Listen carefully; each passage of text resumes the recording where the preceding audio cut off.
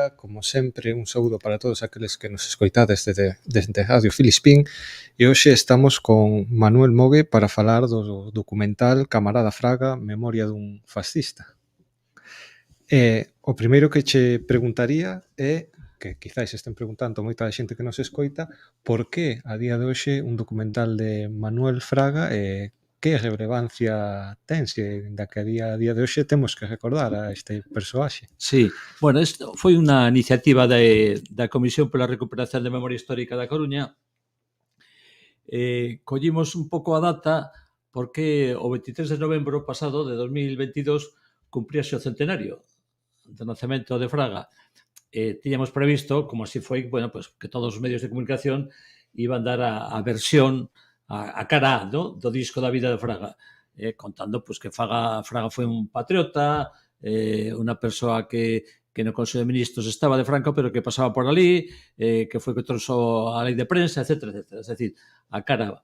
E que era necesario pues, dar outra versión, outra a cara B. Como decía Julián Casanova, que catedrático de Historia Contemporánea na Universidade de Zaragoza, decía que hasta agora coñecíamos a cara A de Fraga e que é necesario coñecer a cara B. E entón, o documental un pouco que queres explicar esta cara B no oficial de Fraga. E collimos este sistema de facer un documental, dura unos 25 minutos, recollendo os aspectos pouco coñecidos, porque non se difunden, claro, o que se difunde é a cara B, a cara A. E o primeiro que chama a atención é o título, que pusemos así a posta, ¿no? Cando aparecimos co título de Camarada Fraga, pois moita xente, claro, pensou que era unha coña, ¿no? Porque normalmente, pois, os que somos un pouco de procedencia comunista, pois sabíamos que a referencia esta de camarada era un pouco o tratamento que tiñamos entre os que militábamos en partidos comunistas, ¿no? Pero tamén entre os fascistas tiñan esta relación, ¿no?, de camarada. E por eso pusemos o título este de Camarada Fraga, ¿no? E está recollido, non está inventado, claro, a palabra esta, está recollido de un decreto de Franco, firmado por Franco, que en 1961, pois cando Fraga era delegado nacional de asociacións de Falange Española, pois cesan ese cargo para darlle outro e hai un decreto de Franco donde di exactamente, pois agradece al camarada Fraga los servicios prestados. Entón, é Franco o que chama a Camarada Fraga. E dai ven un pouco o tema de camarada. E depois o subtítulo do documental pues, pode ser ambivalente, ¿no? Pusemos al final Memoria de un franquista, pero podía ser perfectamente Memoria de un fascista, ¿no? Que un pouco pues, o que a máis ha caído, ¿no? Entón, pues, Camarada Fraga, Memoria de un fascista. Para aqueles que viron o documental, para os que non o viron, invitámonos a que poidan velo canto antes. Eu contemplei un esforzo bastante grande memorialístico, un esforzo para poder voltar a mirada atrás e ver todos eses rastros que foi deixando a pegada de Fraga. Non sei se foi complicado ter acceso a todos estes documentos e tamén que papel xoga a día de hoxe a memoria histórica para traballos como este, sobre todo para que a sociedade poida arroxar luz a este tipo de persoaxes. Bueno, eu fixen un pouco o guión do documental e o realizador foi Daniel Carballada, que, pues, bueno, pues, que pensou que fixe un traballo moi grande de coller documentación do nodo, de declaracións, e, bueno, creo que é unha peza tal. Pero que o guión que fixen eu, que era unas 30 páxinas, dá para facer 3 ou 4 documentais como ese e incluso unha película. Eu de coña, ás veces, cando fago estas cosas así un pouco longas e tal, digo, bueno, pues isto está a disposición de cualquier director de cine si quere publicar algo, ¿no?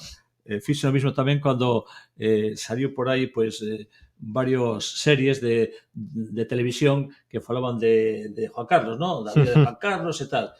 E entón, de coña, pues, mandei tamén aos medios de comunicación, digo, mira, eu teño un libro sobre Juan Carlos que se titula Una monarquía corrupta y heredera del franquismo, de 400 páxinas. Entón, se alguén quere ese material, se pode facer unha película tamén ou un serial sobre isto. Claro, ninguén me chamou. Claro, entón, aquí está todo moi controlado, ¿no? Pues isto tamén é eso, é un documental non controlado e que por eso non se difunde, lógicamente, porque non entra dentro do marco oficial. Nos sempre decimos que aquí damos ideas para TVG, para Netflix, para quen queira botar unha man deste tipo de traballos, hai material de sobra, como dis, para... Sí, es que esto realmente, este tipo de documentais e outros que hai por aí, debían ser un material obligatorio nas escolas e nos institutos e universidade, non? Eh, porque, claro, falase moito de todos os partidos. Hai que acabar algúns, tá, no? Pues hai que acabar co régimen de 78. Hai que acabar co régimen de 78. Digo, pues moi bien, pero para acabar co régimen de 78 hai que explicar de que vai eso, no? O sea, que había antes do 78, que pasou aí na transición, e como isto se descoñece, pues é moi difícil avanzar. E pasa o mismo co tema do resto do franquismo, no? Que falase de que hai que derrotar a dereita, pero despois chega a hora da práctica como se fai isto e resulta que a mocedade non sabe ni quen foi Fraga, non sabe ni quen foi Fraga, non? Entón, eu penso que ahora mesmo hai un traballo importantísimo, educativo, de información e ahora mismo sempre, ¿no? Pero ahora mismo a información é realmente revolucionaria porque sin información pues non podes dar pasos adiante. E un pouco o documental o todo relacionado tamén coa memoria democrática, pues pretende precisamente explicar todas estas cuestións históricas. Eu penso que imos avanzando a nivel de posibilidades e a propia lei de memoria democrática, que ten moitísimas insuficiencias, moitísimas, pero, bueno, aparecen cosas novas que hai que aproveitar. Eu sempre digo que o mellor resquicio que hai de aproveitamento hai que utilizarlo. E unha das cosas positivas que trae esta lei é que especifica que hai que facer un recoñecemento das víctimas e hai un apartado específico dedicado ao tema do ensino, que hai que traballar no tema didáctico de explicar o que foi a represión e a ditadura. Bueno, pues eso abre unas posibilidades tremendas para quen quera utilizar eso. Decir, utilizando esa lei e esa invitación que fai a propia lei, mañana o Concello da Coruña ou de Paderne ou de Betanzos, porque igual hai moita represión de Betanzos, pode facer un traballo informativo e educativo e promocionar e editar material para que se leve a todas as escolas e institutos de Betanzos explicando o que pasou aquí no 36. Eso pode facer mañán o Concello de Betanzos e outros concellos. E entón hai que traballar tamén por este tipo de aproveitamentos para... hai outro apartado dentro da propia lei que explica, bueno, pues que ese recoñecemento ao traballo feito pola liberdade e que sufrir a represión e fala expresamente no artigo do tema da muller e di expresamente que hai que facer un traballo tamén. Bueno, pues se abre unha porta aí tamén para facer ese recoñecemento e esa actividade pública. Quer dicir que estamos nunha época un pouco de impasse de que facer co tema da memoria. E esta lei está ainda sin aproveitar.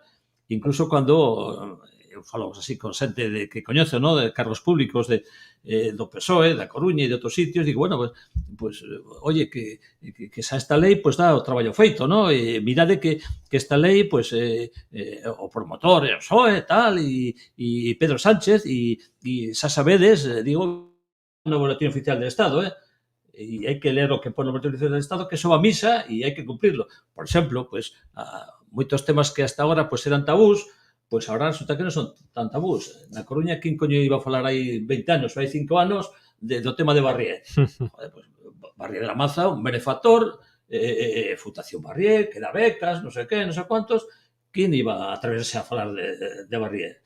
Pero claro, as cosas van cambiando, coñecemos máis datos da figura de Barrié, da súa aportación á sublevación fascista, ao exército fascista, sabemos a súa participación na depuración dos traballadores do Banco Pastor.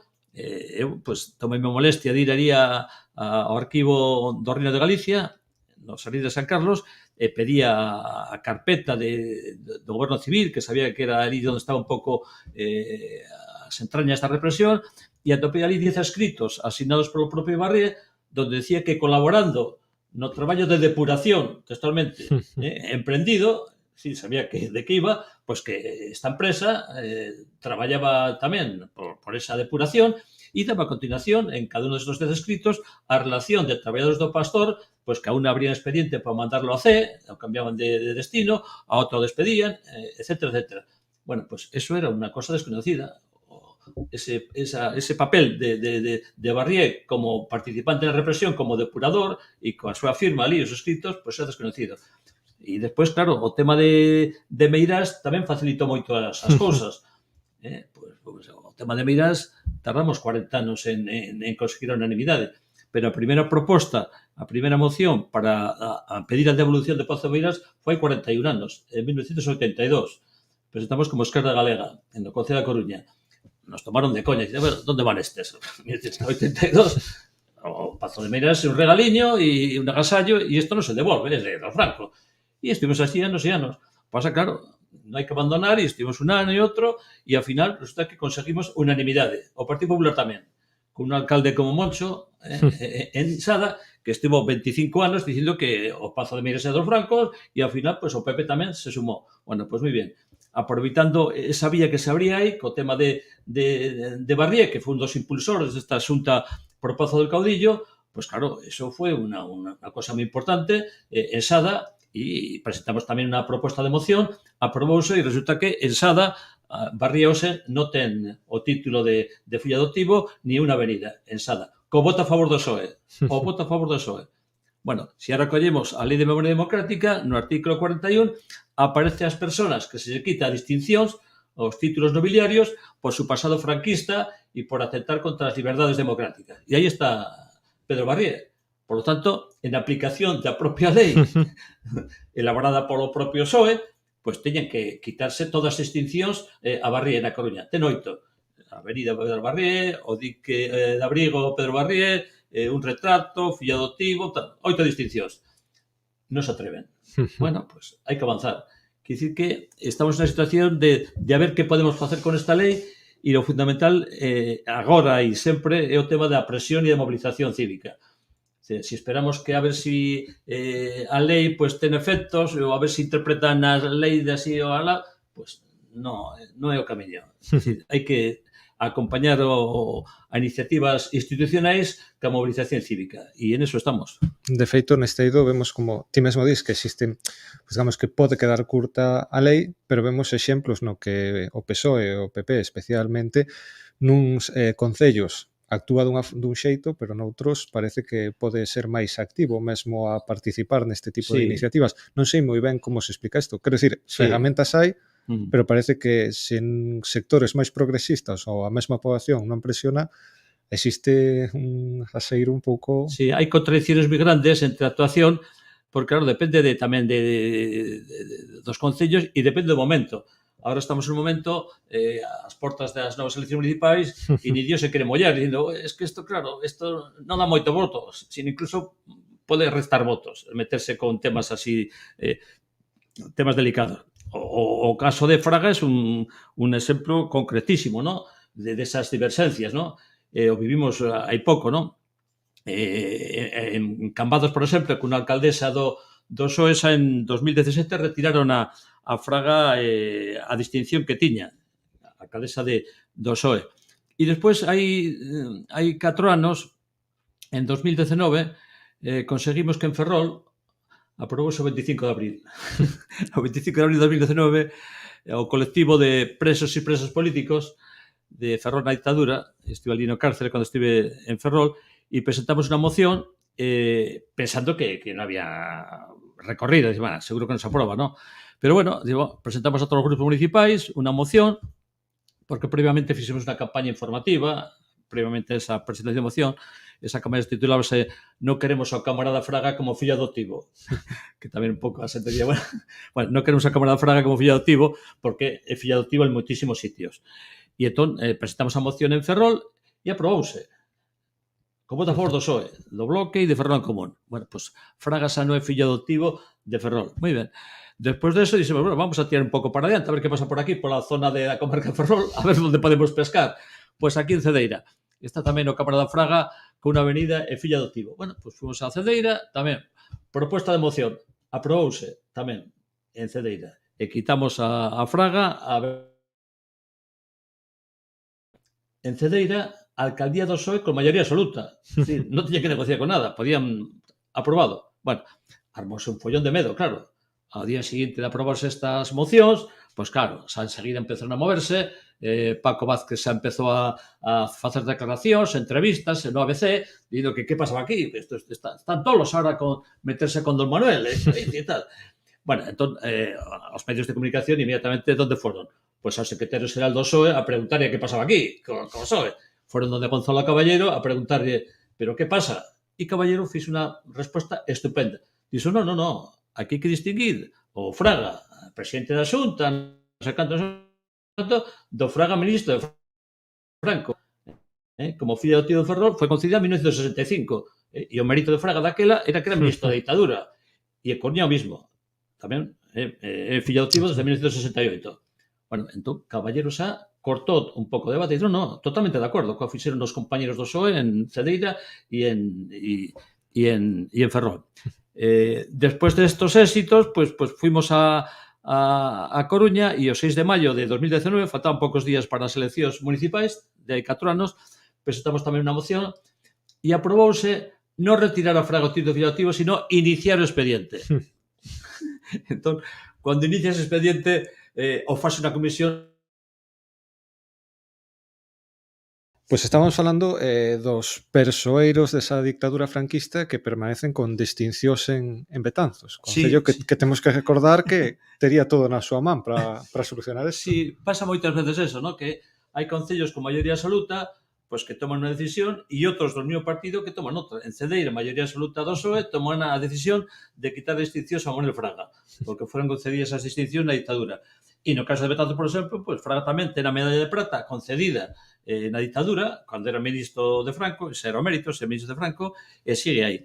E pasan moitos concellos esta situación de que en uns concellos toman esa decisión e en outros non.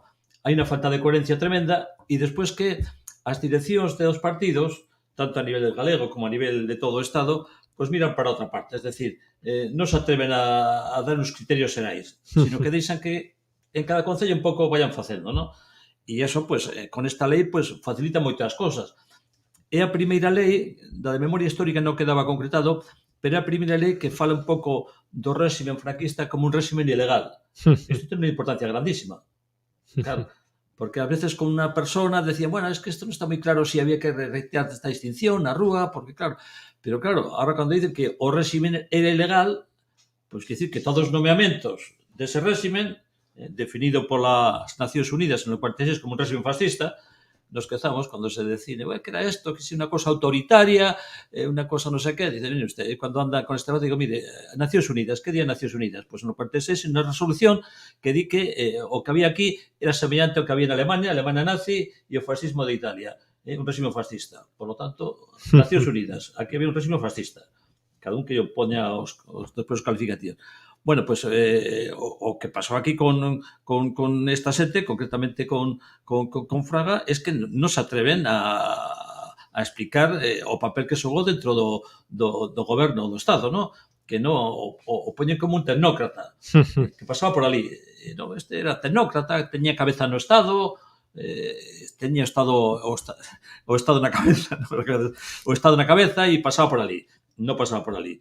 Cando había que decidir unha lei de orden público, un tribunal de orden público, Fraga estaba ali. Cando había que fusilar a Julián Grimau, Fraga estaba ali. Cando había que reprimir e facer unha lei de excepción, pois estaba ali Fraga, e etcétera, etcétera. Entón, Fraga non estaba por ali, pasaba por ali, sino que estaba implicado totalmente na represión. E despois, pois, o documental volvendo un pouco ao documental, recolle aspectos descoñecidos de Fraga que hai que difundir, non? Fálase moito do galeguismo integrador de Fraga, o galeguismo integrador, e bueno, pues claro, despois das os datos, e dime usted, es que Alberto Míguez pues fixe un libro que se titulaba El pensamiento político de Castelao, Alberto Míguez. E claro, por ter este atrevimento e querer vender ese libro, pues lle puxe unha multa de 50.000 pesetas, que era moitísimo.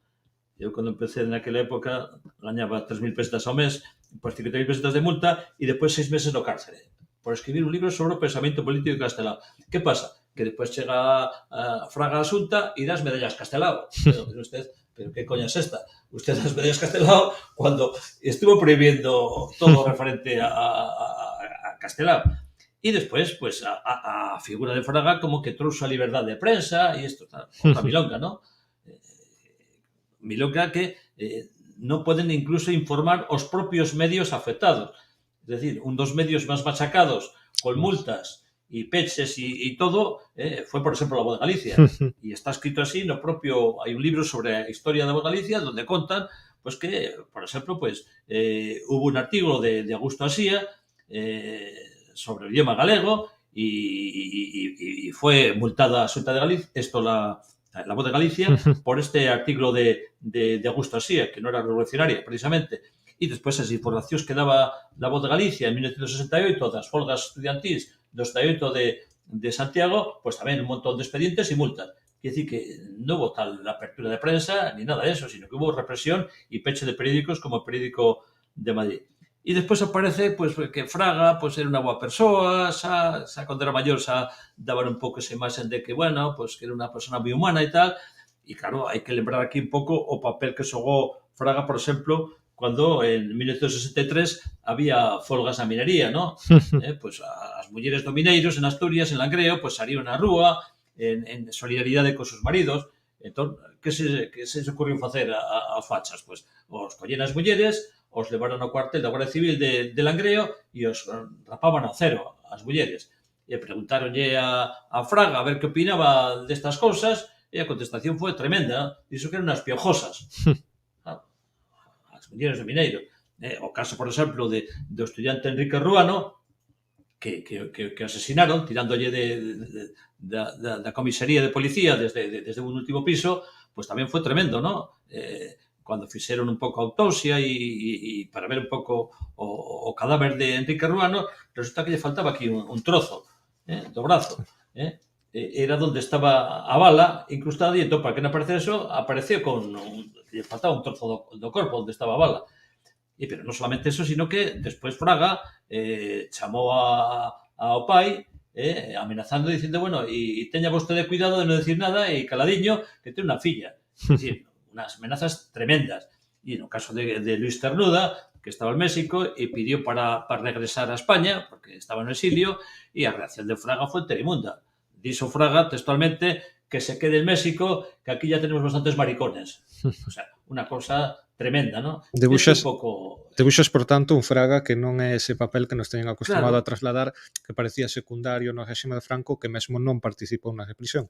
Estás debuxando aquí, no documental podemos profundizar, que Fraga participou, tiña un peso importante no réxime franquista, pero tamén participou directamente da represión deste réxime fascista. Hubo dos acontecimientos moi importantes, na chamada transición, que Fraga xogou un papel importante porque era ministro daquela de Interior, ¿no? Que foi o sucedido en Vitoria, o 3 de marzo do 76, donde había unha asamblea de traballadores na iglesia e ao salir da iglesia acribillaron ali e mataron a 5 traballadores, ¿no? E, bueno, a reacción de Fraga foi tremenda. Dixo textualmente, cando lle preguntaron que opinaba sobre estos asesinatos, dixo, el que non haya aprendido la lección de Vitoria, él verá lo que hace. El que quiera plantear la lucha, la tendrá. Con todas las consecuencias. Dejémonos de pamplinas. O sea, diciendo, mire, esto es lo que hay. Aquí que tome todo el mundo buenas notas. Aquel que quiera manifestarse, reclamar y reivindicar, xa sabe o que lle espera. 5 tiros. E despois está tamén o caso de Montejurra, o mismo, que era unha concentración que facían anualmente o movimento carlista en Montejurra, e tamén pues mataron a unas personas en esas concentracións e Fraga sempre pues pasou por arriba de todas estas cosas. Cando foi un pouco o tema dos GAL, que estiveron asesinando a xente en Euskadi e en Francia, pues a contestación de Fraga foi que os GAL era un movimento de autodefensa. O definiu así, os GAL, movimento de autodefensa. Bueno, sobre eso habría moito que falar porque tamén houve outros partidos dirigentes do PSOE que tamén dixeron que, bueno, que era autodefensa, ¿no? O dos GAL. Bueno, era unha organización realmente para asesinar a xente e entón eso non se podía tal. E despois, pues foi unha persona moi habilidosa, non sei se lembrades un pouco as imaxes que salen do 23F, diso dos 23, despois que preguntaron, dice, bueno, o de 23F sí, non estivo ben e tal, pero estaban cheos de boa vontade, diso, os do 23F. Claro, as imaxes desa noite aparece Fraga a 6 da mañá sacando peito, o sea, moitas horas despois. A Guardia Civil e tal, entrou a 6 da tarde, Fraga estivo cladiño, porque claro, esperando a ver que pasa aquí, a ver, por onde va. E a 6 da mañá, cando vía que esa cosa xa perdida, sacando peito, ali aparecen as imaxes como que se enfrentaba ali, 12 horas despois, non? Es decir, que estivo hasta últimas horas esperando un pouco a ver que pasaba. Bueno, un pouco a cara de Fraga, a cara B, e que o que pretendemos un pouco explicar neste documental. Xa digo, isto dá para facer unha película. E eu espero que unha vez se faga unha película, de verdade, con todo isto, ¿no? Sería... Con todo este material informativo e que se faga unha película, como hai outras aí que salen ahora en estas promocións que fan, ¿no? De telenovelas ou isto, ¿no? Pues, con moitos capítulos, porque hai material tal, contando todas estas cosas e para que a xente teña información.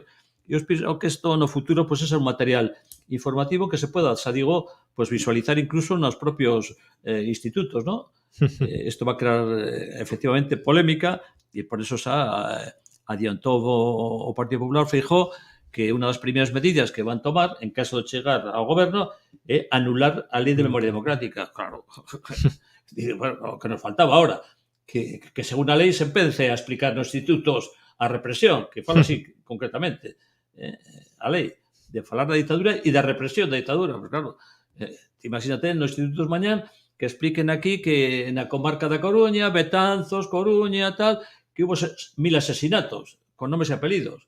Claro, eso sería a nivel informativo moi importante e sería demoledor. Bueno, estas cosas que se fixeron en Europa, en moitos países, concretamente en Alemania, pues aquí non se fixo aínda. Entón, Alemania, cando acaba o nazismo, pues levaron este tema á escola e siguen tomando hasta aí pouco medidas, Hai uns poucos meses, non sei se lembrades, apareció que iban a xulgar a unha señora de 90 e tantos anos. E resulta que estaba en unos campos de concentración en Alemania, participando na represión, e, bueno, pues, no, eso non está concluído. Mire usted, esta señora fixo isto, ten 94 anos como se ten 100. E o levaron a suicio. E o mismo na Argentina. Pero aquí, tal como se fixo a transición, eso está parado. Fraga xa dixo que a amnistía es olvidar. Dixo textualmente. Eso es amnistía. Dixo que era amnesia, textualmente. E claro, estamos en esa amnesia, pero hai que acabar con esa amnesia e empezar a xulgarse aos responsables dos crímenes do franquismo. E hai unha proba de lume, ¿no?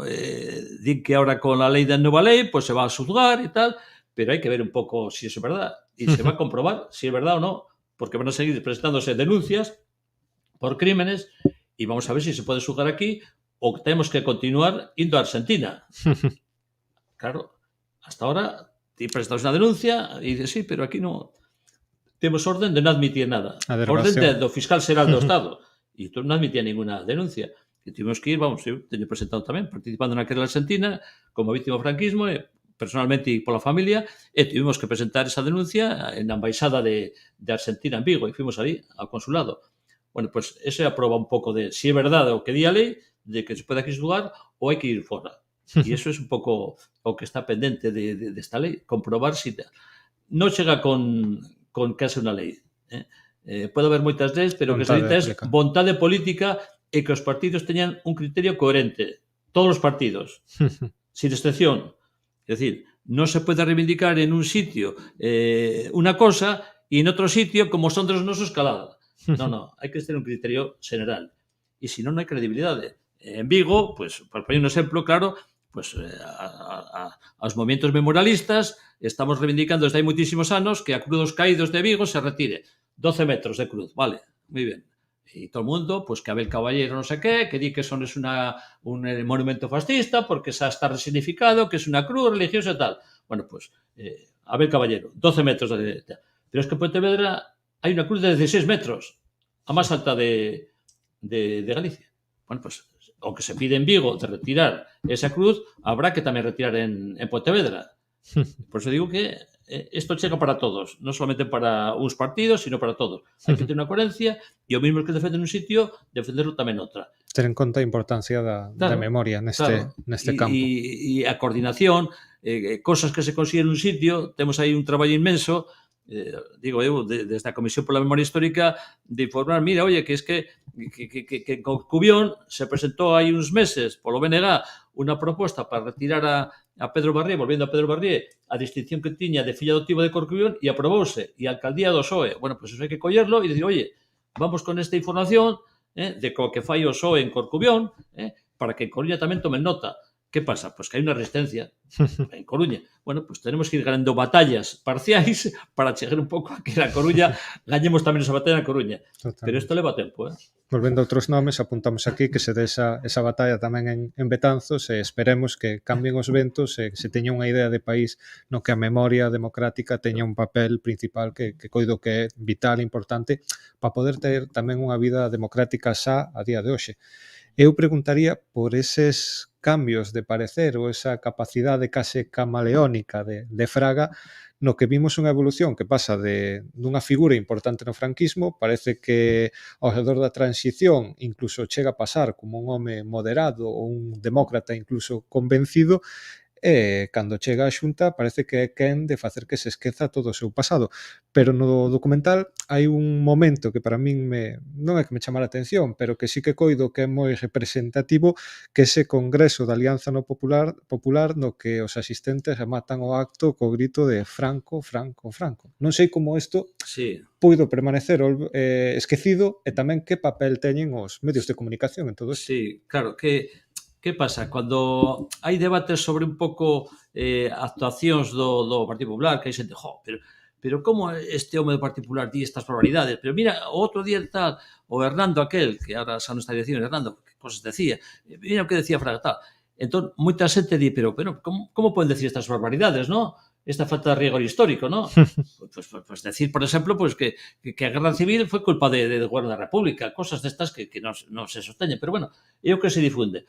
Entón, hai que ver un pouco como se froga un pouco ao Partido Popular, quen o monta e cando, e que pasaba en esos momentos. Bueno, pues hai que ir a marzo de 1977, ¿no? Faltaban 3 meses para as primeiras eleccións xerais, do 15 de suño, e que pasaba daquela, 3 meses antes? Bueno, pues o que pasaba é que estaba todo o mundo intentando recolocarse. E entón, hubo unha serie de ministros de Franco, os chamados Sete Magníficos, e dixen, bueno, pues aquí hai que montar outro chiringuito para despistar, para que a xente pensa que nos non somos nada de franquismo, e nos presentamos con outra cara, e a ver se a xente traga, ¿no? E, efectivamente, xuntáronse ali 7 ministros de Franco, xuntáronse así varios partidiños que había, e fixeron o Congreso Fundacional da Alianza Popular. Bueno, e todo o mundo está falando daquela, pues, que chega a democracia, que xa faltan 3 meses para a democracia, e a democracia. Pero esta xente non estaba falando deso, de democracia, estas cosas. Eles estaban ao que estaban, a continuar co conto. E entón, pues, o que facemos aí no documental é coller un pouco como se recollía eso nos medios de comunicación. E entón, daquela, pues, no 77 había un medio de comunicación que era Diario 16, que era dentro dos xornais, pues, que era un pouco máis avanzado e que contaba máis as cosas. Bueno, pues, en ese congreso de Constitución de Alianza Popular, despois convertido en Partido Popular, estaban os medios de comunicación, e o titular deste medio, de Diario 16, foi o seguinte: neofranquistas entusiasmados celebraron su primer congreso. Los 7 líderes de Alianza Popular anunciaron su federación y el paso hacia un partido único. Gritos de Franco, Franco, Franco de 3.000 fervorosos congresistas. Bueno, pues non hai que explicar máis. Cando alguén pregunta de onde veña esta xente e por que fan estas cosas, es que cando se constituyen acaban todos en pé dicindo Franco, Franco, Franco. Es que eran franquistas. E que fixeron despois de acabar o congreso? Pois había que dar continuidade ao franquismo. Pois para dar continuidade ao franquismo hai que crear unha fundación. E foi o Partido Popular quen promove a Fundación Francisco Franco. E iso como sabemos? Pois que ves un pouco os promotores desa fundación e son todos dirigentes do Partido Popular. E cando despois deso, pois todos os anos dan unos premios, que se reúnen para cear e dan unos premios, os que reciben os premios son aqueles alcaldes e distingados diputados do Partido Popular, os máis franquistas. E iso é un pouco a historia. E entón, se non coñeces eso, e se non difundes eso, e se non explicas eso, pues todas as barbaridades que din, pues non se entende. E por eso Feijóo, ahora, unha das cosas que xa adiantou, que en caso de chegar a ser presidente do goberno, claro, a lei de memoria democrática fora totalmente. Claro, para que sirve a lei de memoria democrática? Para recuperar a memoria.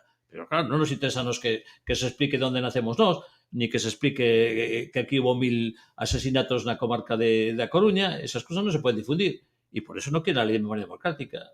Ese é o tema. Totalmente. Teño medo. Existe realmente case unha desmemoria dende o golpe de Estado, a guerra civil, incluso esa transición que temos que recordar que mesmo o goberno de Arias Navarro non profundiza na transición, sino que cos resultados desas primeiras eleccións nas que ven que o franquismo sen Franco non é posible, cando se empezan a convencer un pouco.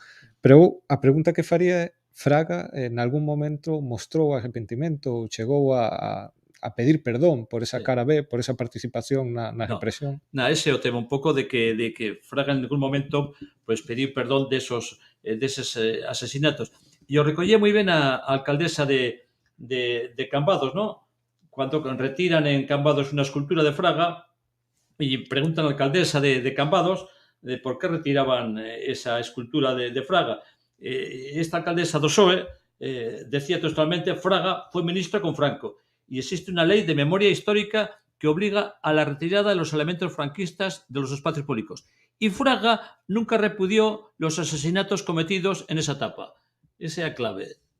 Nunca se disculpó, nunca pidió perdón, sino que todo o contrario, sacó a peito. E en unha entrevista que lle fixo Miguel Ángel Aguilar, el sonalista Miguel Ángel Aguilar, preguntáballe a Fraga un pouco de a súa trayectoria e dixo claramente que él foi un servidor da dictadura, de franquismo.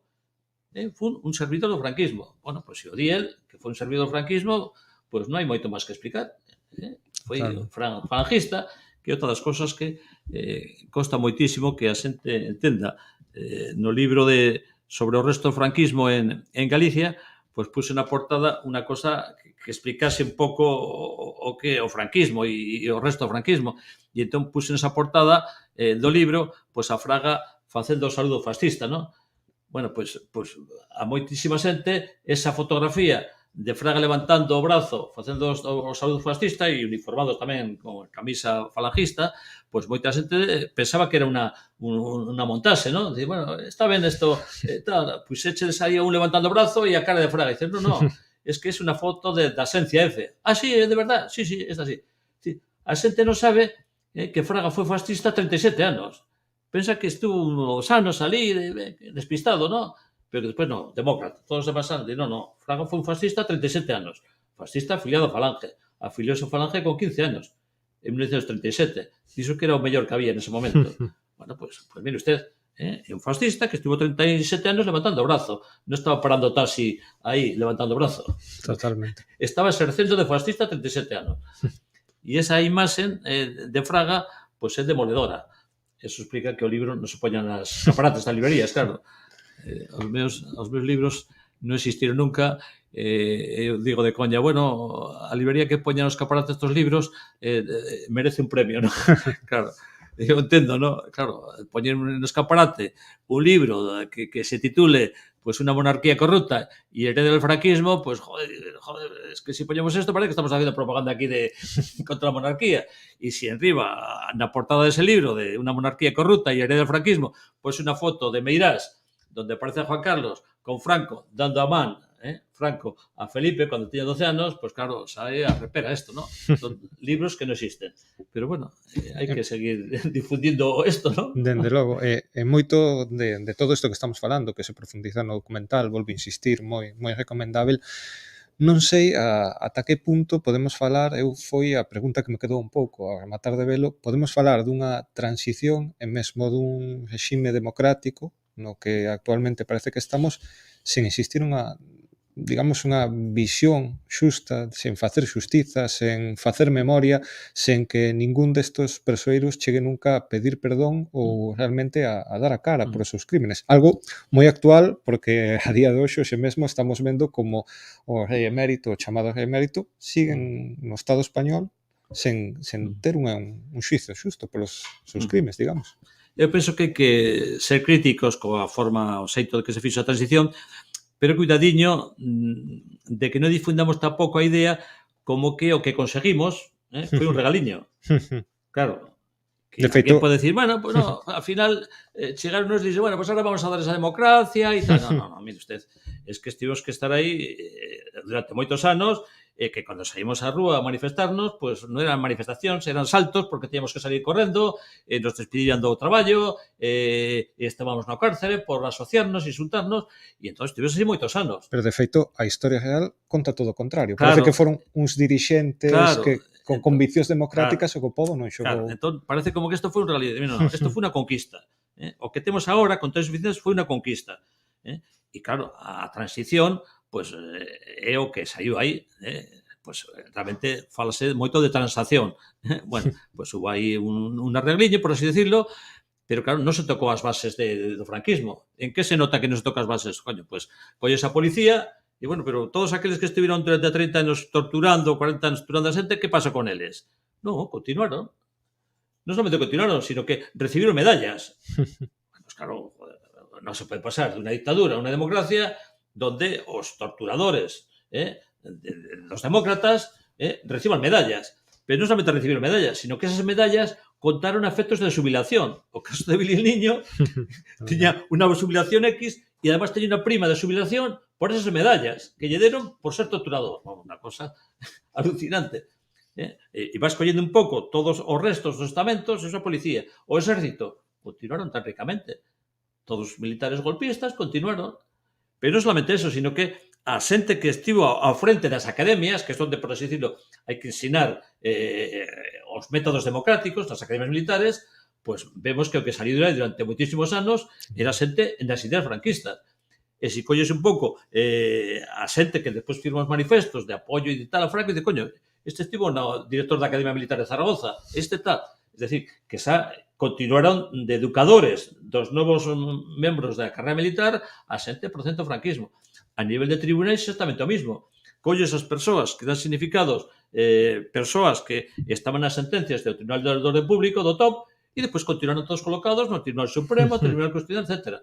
E hasta hoxe, cando non se pode entender a situación actual dentro da justicia, totalmente en moitos xulgados controladas por fachas, se non se coñece un pouco o que foi a transición. Non se acabou con esos criterios que había a nivel de xuíces e continuaron tan ricamente funcionando. E despois, claro, o aspecto fundamental desos restos do franquismos é a propia monarquía.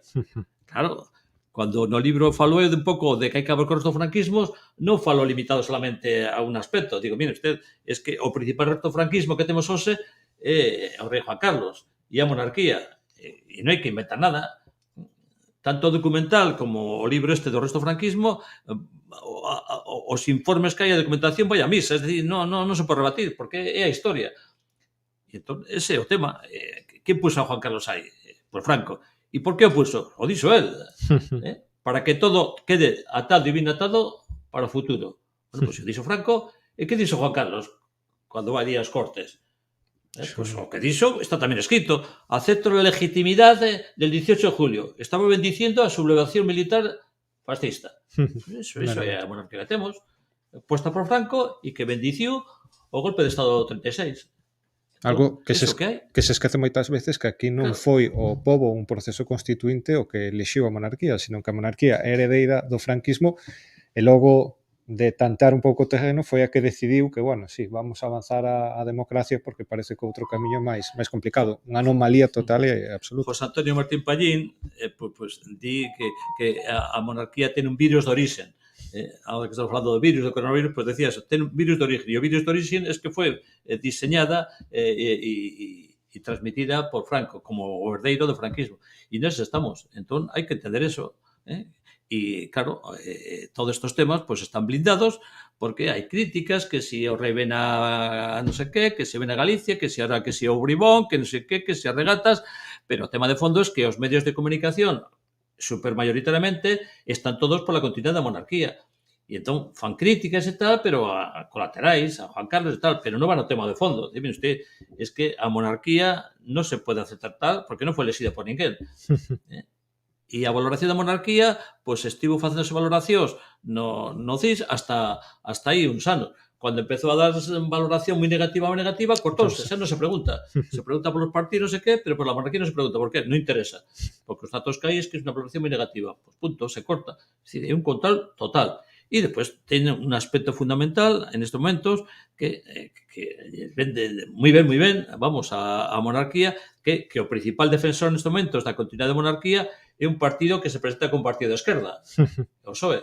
Entón, eso lle vende estupendamente. Un partido que di, non, as miñas raíces son republicanas, o ADN do PSOE é republicano, non sei que non sei cuantos, pois estupendamente. Pero se como a continuación di que hai que continuar con esta monarquía e todas as propostas que se fan para analizar e estudiar a corrupción xa se carga o PSOE de paralizar toda esa investigación da corrupción, pois claro, están encantados. Eu poño no posto de Felipe VI, prefiro que este o PSOE no goberno. Totalmente. Claro, porque pecha todo a movilización e a toma de conciencia. Si está o PP, dice, bueno, pues o PP, claro, está a defender a monarquía, que vamos a esperar? Pero que sea un partido con unas raíces republicanas y que presume de ADN republicano, que le impida cualquier tipo de investigación sobre a corrupción da monarquía, pues esto es una maravilla, ¿no? Pero eso sería, vou facer memoria da transición no papel do PSOE, tamén esa pregunta entre Claro. monarquía e república que nunca se chegou a facer porque as enquisas daban que a república sería vencedora. O explican claramente tamén Adolfo Suárez, en unha entrevista que lle fixo Victoria Prego, preguntáballe a Adolfo Suárez Victoria Prego, pero mire ustedes por que no preguntaron nese momento a ver que quería ser? Dice, no, claro, no preguntamos porque sabíamos ao que iban a contestar. Tíamos datos de que o que quería xente, acabado o franquismo, era outra alternativa distinta, unha monarquía. E por eso non fixemos ningún tipo de consulta, porque tal. Entón se puso por decreto que a continuación do franquismo era, pues eso, a transición e o que saíse de aí. Eso está explicado perfectamente nos medios de comunicación e todas as entrevistas e o que se publicou. E xa para rematar, eu faría unha reflexión logo de acabar o documental, que é que se sigan facendo proxeccións, que se profundice neste traballo. Penso que a figura de Fraga necesita, non sei se moita investigación, porque existe, podría haber máis, pero sí moita divulgación, moita difusión, tal e como ti sinalabas tamén nos centros educativos, pero non sei, che pregunto xa para rematar, para pechar o programa, que pensas ti que deberían ser os seguintes pasos neste senso? Sí, bueno, pues eu penso que nos concellos e das institucións onde hai unha presencia das forzas progresistas, do PSOE e do BNG, que non esquezamos que é a inmensa maioría dos concellos e de 3 diputacións. Sí, a veces falamos de que non se poden facer cosas, non? Es claro, a Xunta está o PP, non se pode. Non, mire usted, es que en Coruña hai unha alcaldía do PSOE, en Santiago hai unha alcaldía do PSOE, en Ferrol hai unha alcaldía do PSOE, en Lugo hai unha alcaldía do PSOE, nas diputacións, 3 diputacións está gobernando o PSOE o Bloque, é dicir, se poden facer moitas cosas. Entón, aí, pues, con esta propia lei, pues se pode facer un traballo importantísimo de apoio a todo isto. Xa está facendo cosas, O sea, desde a Diputación se promove, pues, xornadas, en Pontevedra, por exemplo, hai poucos xornadas, homenaxe a mulleres represaliadas, etc. O sea, hai un traballo tamén de divulgación importante, non se pode negar. Pero que se pode facer un traballo aínda máis a fondo e de unha forma sistemática. É dicir, que dentro da Diputación, pues, as persoas dedicadas a esta explicación histórica e este traballo didáctico e educativo. De crear un departamento dentro das diputacións e dos concellos dedicado a expandir isto. E que se creen grupos tamén de profesorado e de axuda a ese profesorado para decir, mira, vamos a soltar aquí aos profesores da comarca, donde fagan traballos informativos, e aquí non hai que inventar nada, ni hai que darlle ninguna manipulación, simplemente contar a historia de que pasou aquí no 36, os asesinatos que hubo, etc. E despois, por exemplo, pues unha das cosas que venden tamén a lei é explicar e promocionar o que chama a lei aos lugares da memoria. Pues isto é importantísimo.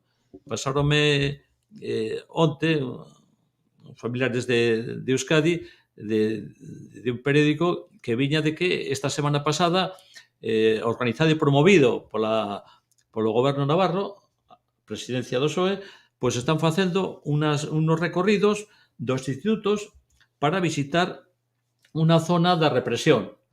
E entón van ali con 5 institutos e explican, mire usted, aquí están tal, aquí fusilaron a tantos, tal.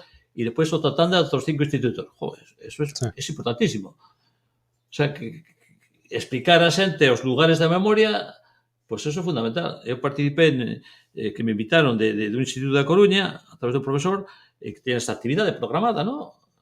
una actividad extraescolar, decir, bueno, pues vamos en Coruña, pues recorrer un pouco lugares de memoria, estivemos no cementerio, estivemos no cárcere, na Avenida Navarra, onde está o memorial, cos nomes dos 1000 asesinados, 600 asesinados, e onde está o monumento de Isadia Pardo, as víctimas do franquismo. Os rapaces quedaron realmente alucinados con esa información, simplemente decir, mira, esto es esto e pasou aquí esto. Pois é de información que desconocían totalmente. Ese traballo de señalizar os lugares de memoria, facer homenaxes tamén, que tamén está previsto na propia lei, non? Facer homenaxes e lembranza ás persoas asesinadas, se pode facer entre os concellos. Sí, no Concello de Betanzos, pois se pode poñer perfectamente na entrada do Concello unha placa lembrando aos traballadores do Concello de Betanzos asesinados e aos cargos públicos, entre estes alcaldes asesinados. E se pode fazer eso en Coruña. Entón, claro, que ti entres nun concello e non vas a estar nese concello, haxe unha placa donde explique ese detalle, pois é un detalle importante. Acaba de facerlo hai uns meses o alcalde de Valladolid, Óscar Puentes, do PSOE, nada sospeitoso. Pois chamou aos sindicatos de Valladolid e o 1 de maio de 2022 inauguraron ali unha placa onde puxeron, bueno, pois, lembrando aos traballadores de concello asesinados e os cargos públicos. E pouco máis adiante, outros meses máis adiante, fixeron tamén outra placa lembrando as mulleres de Valladolid represaliadas polo franquismo. Lembrando que eso ven recollido na propia lei de que hai que facer unha homenaxe e un recordatorio ás mulleres represaliadas e que loitaron pola democracia e tal. Bueno, pois, Concello do PSOE. Claro, en algúns concellos seguramente plantexas isto e di, bueno, non nos interesa porque alguén se va a molestar e tal. Pero eso se pode facer e se está facendo. Entón, é por iso que temos por diante grandes posibilidades e depende da vontade e tamén de como estemos presionando para baixo. As asociacións memorialistas, informar, é un traballo informativo importantísimo. Se non hai información, a xente non va a reaccionar. Non se conseguiu antes a devolución de Pozo Meirás porque a xente non sabía como se conseguiu Pozo Meirás. E, bueno, costou moito, pero hai que continuar con esa información e movilización. Pois, coa axuda dos invitados, dos compañeiros que temos aquí en Rosica Rosal, sempre deixamos tarefas pendentes, pero que coido que son precisas para facer unha sociedade, un país tamén mellor. Agradecerche profundamente que nos cederas o teu tempo, tamén o teu traballo que se cristaliza en documentais como estes tan precisos. Seguro que cando veñamos aquí dentro de un ano ou dos ou dentro de uns meses, seguro que hai cosas novas esperemos que sí, positivas para decir, bueno, adiantamos en tal concello, xa conseguimos tal, pero bueno, isto leva tempo. Seguimos vivos como povos e que sempre podemos camiñar cara adiante. E nada, tamén agradecervos a todos os que nos acompañades un programa máis e recomendarvos encarecidamente que asistades a novas proxeccións, tamén que as podedes organizar para ver este documental que coido vos vai gustar e vos vai abrir unha ventana para reflexionar e seguir loitando neste noso país.